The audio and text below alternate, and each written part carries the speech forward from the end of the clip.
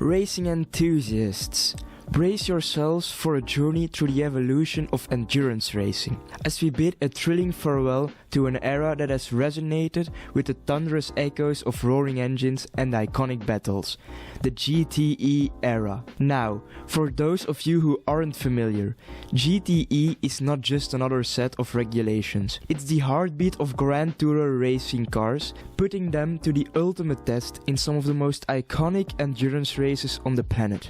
Behind the scenes, pulling the strings of GTE, we have two major players, the Automobile Club de l'Ouest and IMSA.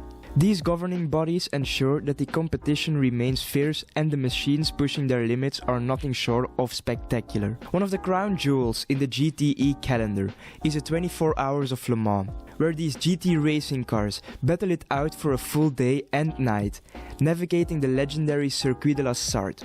It's a true test of endurance for both the drivers and their four-wheeled companions. Not this time, Brian. He looks to the inside to get a better run. And this is where...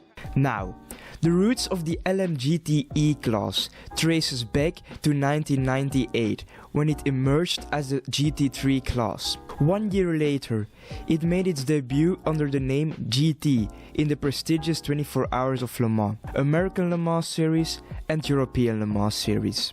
Simultaneously, it took on the moniker NGT in the FIA GT Championship. Picture this, the late 90s, the roaring engines, and the birth of a class that would redefine endurance racing. It wasn't just about speed, it was about pushing the limits of what these incredible machines could achieve. Originally dominated by the Porsche 911 GT3 in its various versions, the GT2 class soon saw challenges emerge. The Ferrari 360 Modena, Ferrari F430 and the Panos Esperante all left their mark on the racing scene. It's fascinating to see how different models like Morgan Arrow 8, Spiker C8 and TVR Tuscan brought their unique flavors to the track. Now, the GT2 class wasn't just about showcasing speed, it was a battle of automotive titans. But change was on the horizon. In 2005, the class underwent a significant transformation, adopting the name GT2 and positioning itself just below the faster GT1 class. The racing landscape shifted, and new rivals emerged for the Porsche 911, including the Ferrari 458 Italia, Chevrolet Corvette, BMW M3 and the SRT Viper. As years rolled on, the competition intensified. The Porsche 911 RSR and the Ferrari 458 Italia GT2 dominated the scene, creating an epic rivalry that had fans on the edge of their seats.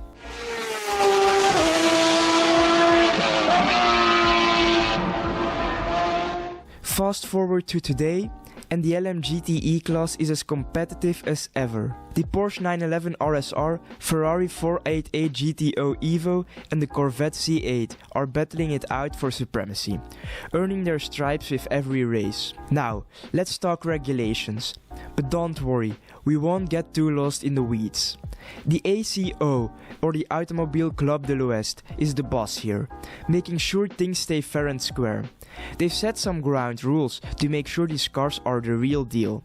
Legit production-based monsters that you could actually drive on the open road. Well, not exactly, but close enough. The ACO lays down the law, saying these cars must have an aptitude for sport with 2 doors, 2 or 2+2 seats, opened or closed. Basically, if it's a car you can legally cruise around town in, it's fair game for the LM GTE category. Now, Le Mans has always been the pinnacle of endurance racing, and it's about to undergo a transformation that will bring a fresh breeze into the racing world. So, what's the buzz? The Automobile Club de l'Ouest, the brains behind the FIA World Endurance Championship and the Le Mans 24 Hours, has dropped a bombshell. Starting from 2024, say goodbye to the current GTE class and welcome GT3 cars into the spotlight. GT3, the fan favorite rule set that's been dominating GT racing globally, is taking center stage. It's a move towards simplicity and affordability. And hey, we've seen these cars tear up tracks in events like the 24 Hours of Spa and Nürburgring 24 Hours. But here's the kicker. This change isn't happening in isolation. IMSA's WeatherTech Sports Car Championship is also making the switch from GTE to GT3 based GT Daytona Pro class in 2022. That means we're not just talking about Le Mans, we're talking about the convergence of two major racing series. Now, why the switch? Well, the current GTE Pro numbers had seen a decline, with manufacturers like Ford, Aston Martin and BMW bowing out. The GTE-Am class, on the other hand, has been holding strong with healthy numbers. And that's why the ACO has decided to extend the GTE platform for an additional year beyond 2022, with a focus on amateur racing. So, who's joining the party in 2024? We're talking Mercedes, Lamborghini, BMW, Audi, Honda and potentially more. These brands, already rocking the GT3 scene, might just be the ones gracing the legendary Circuit de la Sarthe. But before we welcome the GT3 cars, we had a final goodbye for the GTE cars in the 8 Hours of Bahrain. And it was one for the history books. The Iron Dames, an all-female squad, etched their names in the record books with a historic GTE-Am class win in the 8 Hours of Bahrain. Gatting, Frey and Bovy secured not only the final victory of the GTE era, but also a historic milestone. They became the first all-female crew in championship history to take a race win. And there you have it, folks, the end of an era. The GTE class, with its roaring engines, iconic battles and nail-biting moments, has given us memories that will be etched in the racing history books. But as they say, every ending is a new beginning. So let's bid farewell to GTE and welcome the next chapter in endurance racing, the GT3 era. Thank you for watching.